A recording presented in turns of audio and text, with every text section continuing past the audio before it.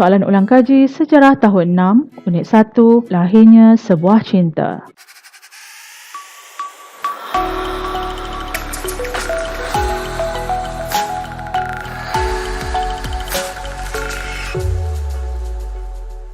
Lembaran 1, 10.1.1 menghuraikan sebab-sebab pembentukan Malaysia. Isi tempat kosong menggunakan perkataan yang diberikan. Kita akan ulang kaji menggunakan konsep soalan. Soalan pertama, cadangan pembentukan Gagasan Malaysia telah dikemukakan oleh Tunku Abdul Rahman. Soalan B, cadangan tersebut dikemukakan oleh beliau, Tunku Abdul Rahman, semasa menghadiri majlis makan tengah hari Persatuan Wartawan Luar Asia Tenggara di Hotel Adelphi, Singapura. Soalan C, cadangan awal pembentukan Gagasan Malaysia meliputi negeri-negeri seperti Persekutuan Tanah Melayu, Singapura, Brunei, Borneo Utara atau kini dikenali sebagai Sabah dan Sarawak. Soalan D, pembentukan Gagasan Malaysia bertujuan mempercepatkan proses untuk mendapat kemerdekaan daripada penjajahan British. Referendum telah diadakan dengan tujuan untuk meninjau pendapat penduduk Singapura untuk menyertai Gagasan Malaysia. Seterusnya, Sultan Brunei, Sultan Omar Saifuddin telah melantik diri pada akhirnya atas sebab isu minyak dan isu kekananan Sultan dalam pelantikan sebagai Yang di-Pertuan Agong.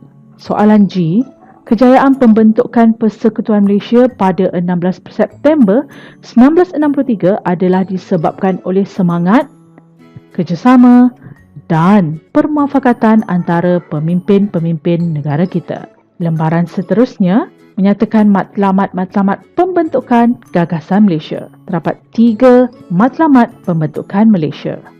Antaranya, menjamin keselamatan negara, mencapai keseimbangan kaum dan seterusnya memajukan sosioekonomi. Lembaran 3, isi tempat kosong dengan jawapan yang betul. Antara sebab-sebab pembentukan Gagasan Malaysia adalah mendorong pembangunan sosioekonomi sejagat. Pembentukan Malaysia juga dapat meluaskan pasaran sejagat.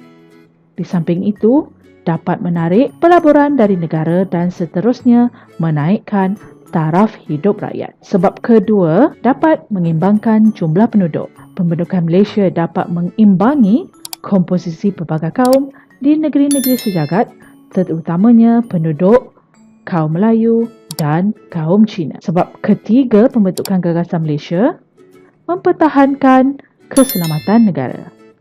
Parti Komunis berhasrat untuk meluaskan pengaruh mereka di Asia Tenggara. Pembentukan Malaysia dapat menghindari Singapura dan Sarawak daripada ancaman komunis kerana Persekutuan Tanah Melayu berpengalaman dalam menentang komunis. Lembaran 4, 10.1.2 menjelaskan tokoh-tokoh yang terlibat dalam pembentukan Malaysia. 10.1.4 menerangkan langkah-langkah ke arah pembentukan Malaysia. Di sini anda perlu padankan dengan betul langkah-langkah ke arah pembentukan Malaysia. Soalan A, laporan Suruhanjaya Kobot telah membuktikan bahawa negeri-negeri sejagat bersetuju untuk menyertai Malaysia dan menandatangani Perjanjian Persekutuan Malaysia pada Julai 1963. Soalan B, penubuhan JPPM untuk menerangkan kepentingan menubuhkan Gagasan Malaysia pada Julai 1961. Soalan C, bagi menyelesaikan tentangan Indonesia dan Filipina, Wakil PBB telah datang untuk meninjau pandangan penduduk Sarawak dan Borneo Utara terhadap idea pembentukan Malaysia. Tindakan ini telah melengahkan tarikh penubuhan Malaysia iaitu pada Ogos 1963. D, penubuhan Suruhanjaya Kobot untuk mengenal pasti hasrat rakyat Borneo Utara dan Sarawak untuk menyertai gagasan Malaysia pada Januari 1962. Referendum diadakan di Singapura untuk mendapat keputusan penduduk Singapura yang bersetuju untuk menyertai Malaysia pada September 1962. Tunku Abdul Rahman mengemukakan cadangan untuk menubuhkan gagasan Malaysia pada Mei 1961. Lembaran 5 Ulang kaji 2, tulis 4 nama ahli Suruhanjaya Kobot. Berikut ialah ahli Suruhanjaya Kobot. A. Beliau ialah Tun Muhammad Ghazali bin Shafie. B. Ialah Lord Kobot. C. Tan Sri Wong Pau Ni. Manakala D. Sir David Watterson. Lembaran 6, 10.1.3, anda perlu menyatakan negeri-negeri yang terlibat dalam pembentukan Malaysia. Sila nyatakan betul atau salah. 1. Cadangan penubuhan gagasan Malaysia telah dikemukakan oleh Tunku Abdul Rahman pada tahun 1961. Jawapannya betul. 2. Persekutuan Malaysia yang ditubuhkan pada 16 September 1963 merangkumi Persekutuan Tanah Melayu, Borneo Utara, Sarawak dan Singapura. Betul. Persekutuan Tanah Melayu, Borneo Utara, Sarawak dan Singapura telah bersetuju untuk menandatangani Perjanjian Persekutuan Malaysia. Betul. 4.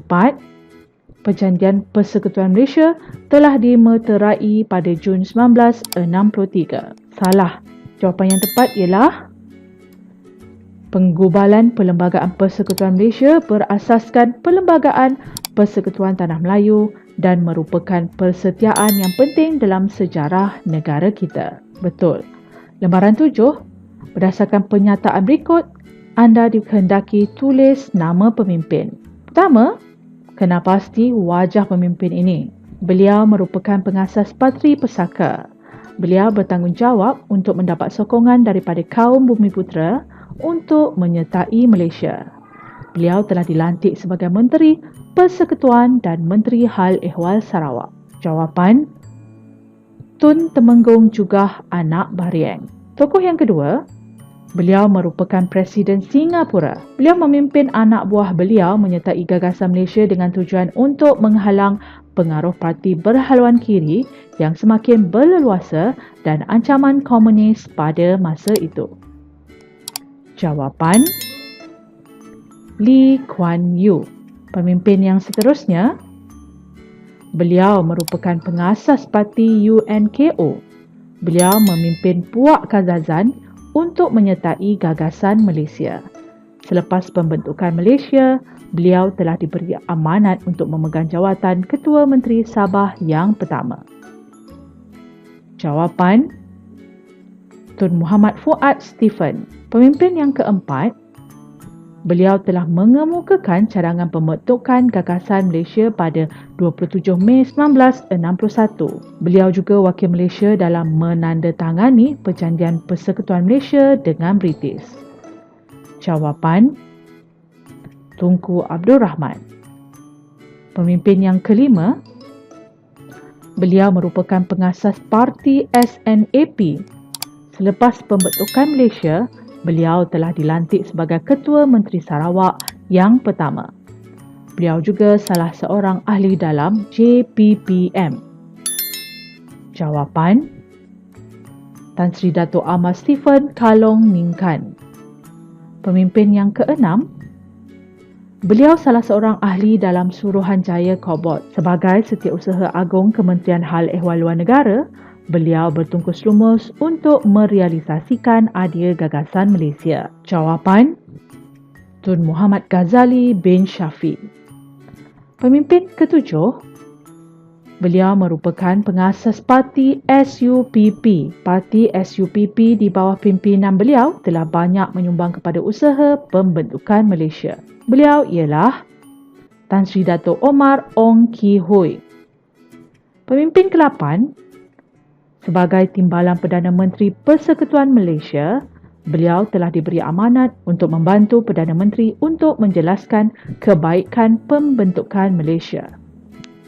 Beliau ialah Tun Abdul Razak bin Datuk Hussein. 9. Beliau ialah pengasas parti USNO.